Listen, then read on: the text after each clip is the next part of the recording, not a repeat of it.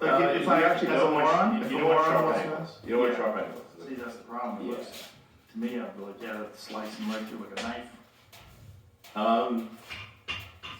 You want it rounded. You want it rounded. Yeah. So you want the air to have, like if you're a little air particle, you don't want the bumps. Right. You want like smooth, just like you were driving over the car, no bumps. Right. Just easy going. Sharp angles are bad for aero. So that arrow will contribute to the lack of range. So minimize the range somewhat. It'll have a drag coefficient that's pretty good for a truck. Enclosing the bed at an angle, that helps a lot. Like normal trucks going down the highway, it's like a barn door. Right. You know? Right. I mean, it's like having a parachute. You might as well be flying. Yeah. It's like not far different from driving with a parachute. Yeah. So you can think of like drag as basically it's like the integrated pressure profile of the car. So if you create a low pressure zone in the back of your car where you don't like fill in the gap, like you're making a hole through the air and the air is trying to fill in the gap. And if you've got like a sharp transition into the truck bed, it's a big low pressure zone basically, and that's bad for. So having the sloped back where that's got the truck bed cover, that's very helpful. But the sharp angles are not helpful. So the range of that truck is yet to be determined. You're trying to figure it out. Yeah, it was very fun. What about the Roadster?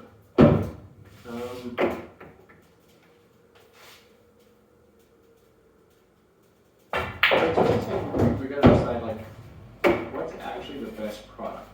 You know, how much range do you really want? You know, if you ask people, I say, well, I want, well, that means most of the time you're pulling around a battery pack you're not going to use. So it'll slow you down. It'll inhibit handling. Yeah, it's like otherwise, like why not have a car that's got a fuel tank that has once every 6 months or every 3 months or something. Right. But people, they basically figured out that actually carrying that much fuel around is not it's not worth it. Right. So I think there's some other stuff you can do for kind of like bragging rights and like, but then bragging rights can get old fast. So it's more like, what are you gonna like on a day-to-day basis? What maximizes the area under the curve of our packages? So it'll have enough range that you'll never have to worry about range. Let me put it that way. Okay. Yeah. So somewhere you drive from LA to San Francisco, no problem. Boston to Dallas, no problem. So a few hours of driving. Many hours of driving. Many hours of driving. Now, I heard you talk recently about the possibility of a van, like Sprinter van style. Yeah. Now a van, because you got a big flat area, that's actually where solar could start to make a little more sense. Because you can have a wide area. So for the roof. And you could also have like maybe a roof where it's solar, and then when it's stationary, like maybe awnings. It goes out and provides shade and maybe triples your area or something like that. Now if you go like now triple the area and you've got a big flat surface, now you could start having charging enough that you start getting like 30 miles a day. That kind of thing. There's a lot of people that use those for camping. Yeah. Like my friend Tom Green. You know Tom Green? I think so. Yeah. Used to be on MTV and actor and comedian.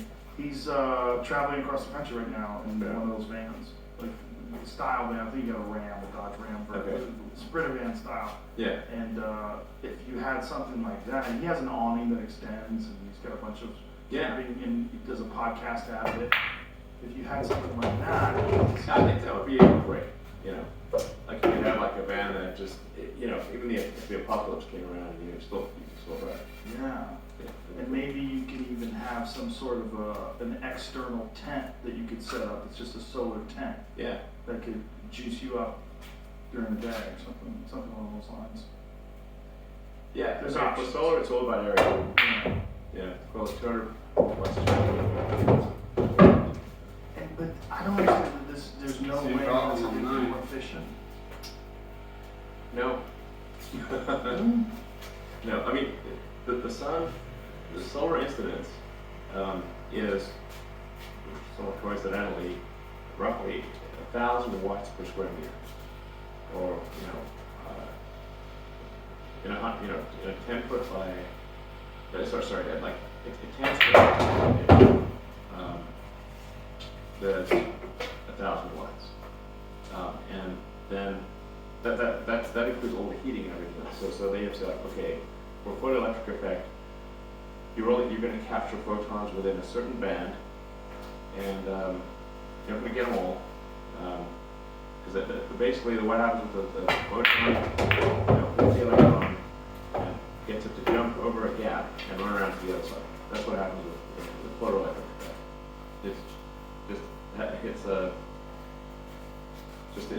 the photon with the right energy, hits the electron gets excited, jumps over a gap in the semiconductor, and races around to the other side.